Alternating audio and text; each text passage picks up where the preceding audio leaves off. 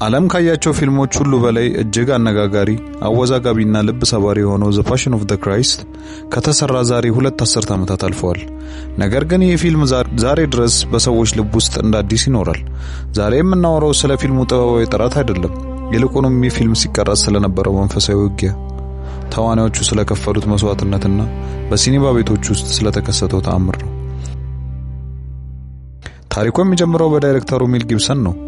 ሜል ጊብሰን ይህንን ፊልም ለመስራት ሲነሳ ሆሊውድ በሙሉ በሩን ዘግቶበት ነበር። ይህ ፊልም የሥራ ሕይወትህን ያጠፋዋል ብለውም አስፈራርተውት ነበር። ነገር ግን ሜል ጊብሰን በውስጡ የሚነድ እሳት ነበረው። $30 ሚሊዮን የገዛ ገንዘቡን አውጥቶ እንዲሁም ቤቱንና ንብረቱን በማስያዝ ማንም ሊያግዘው ባልፈለገበት ወቅት ይህንን ታሪክ መነገር አለበት ብሎ ለብቻው ቆመ።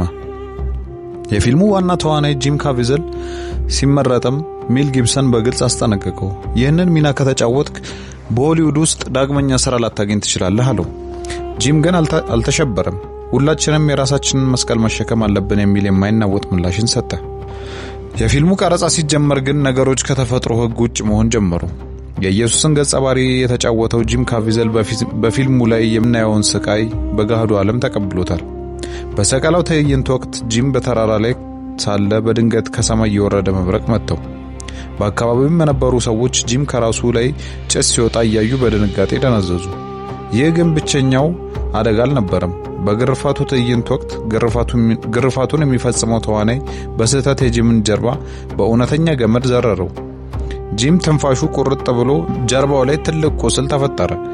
መስቀል ተሸክሞ በሚጓዝበትም ወቅት ትከሻው ከቦታው ወልቋል።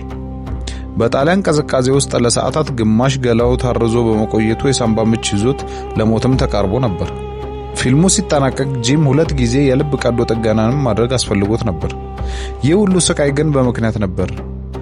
በፊልሙም ላይ የምናየው የክርስቶስ ስቃይ እጅግ ጥልቅና ዘግናኝ ሆኖ የቀረበው የኃጢአትን ዋጋ ለሰው ልጅ ለማሳየት ነው። ፊልሙ የክርስቶስን ቆዳ ሲገፈፍ፣ ስጋው ሲቆራረስና በደም ሲጨማለቅ ያሳየው ምስል በብዙዎች ዘንድ ትችት ቢያስነሳም ሜል ጊብሰን ግን ከዚህ በላይ ነበር ይላል። ያ ስቃይ የሰው ልጅ ከውድቀት ለማዳን የተከፈለ መለኮታዊ ዋጋ መሆኑን ፊልሙ በጥሬው አሳይቶናል። በቀረጻው መሃል ግን ድንቅ ተአምራት መታየት ጀመሩ። የበርባንን ሚና የተጫወተው ተዋናይ ፒዮትሮ ሳሩቢ አምላክ የለም ብሎ የሚያምን ኤቲስት ሰው ነበረ።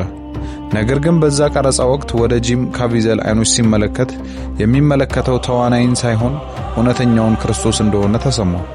በዛች ቅጽበት ልቡ ተነክቶ ክርስቲያን ሆኖ ተጠምቋል።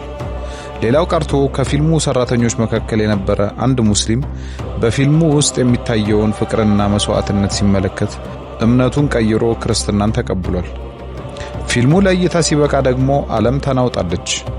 በሲኒማ ቤቶች ውስጥ ሰዎች ዝም ብለው ፊልም አላዩም። ብዙዎች በለቅሶ ተንሰቅስቀዋል። አንዳንዶች በድንጋጤ ራሳቸውን ስተው ወድቀዋል። በፊልሙ መሃል ንስሐ የገቡ የጠፋ ሕይወታቸውን ለማቅናት የወሰኑና ወደ ቤተ ክርስቲያን የሮጡ ሰዎች ቁጥር ስፍር የላቸውም። የሰው ልጅ የክርስቶስን ፍቅር ስቃይ በአይኑ ሲመለከት በውስጡ ያለው የድንጋይ ልብ መቅለጥ ጀመረ። ምንም እንኳን ሆሊውድ ፊልሙንና ተዋናዩን ጂም ካቪዘልን ቢያገሉም ውጤቱ ግን ታሪካዊ ነበር።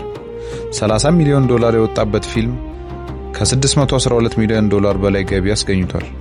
ይህ ገንዘብ ግን ለሜል ጊብሰን የትርፍ ምንጭ አልነበረም። ይልቁንም ያገኘውን ትርፍ ለበጎ አድራጎትና ለቤተ ክርስቲያን ስራዎች አዋለው። ዘ ፓሽን ኦፍ ዘ ክራይስት ዛሬም ድረስ ፊልም ብቻ አይደለም። እሱ ስለ ፍቅር፣ ስለ መስዋዕትነት፣ ስለ እውነት የተከፈለ ትልቅ ዋጋ ነው። በጂም ካቪዘል ላይ የደረሰው መከራ፣ በሜል ጊብሰን ላይ የመጣው ተጽዕኖ፣ በተመልካቾች ላይ የታየው ለውጥ የሚያረጋግጠው አንድ ነገር ብቻ ነው። ያ ስራ የሰው ልጅ ብቻ አልነበረም፣ መለኮታዊ እጅ ነበረበት። ዛሬም ድረስ ፊልሙን ስናየው የምንሰማው ያንኑ ስሜት ነው።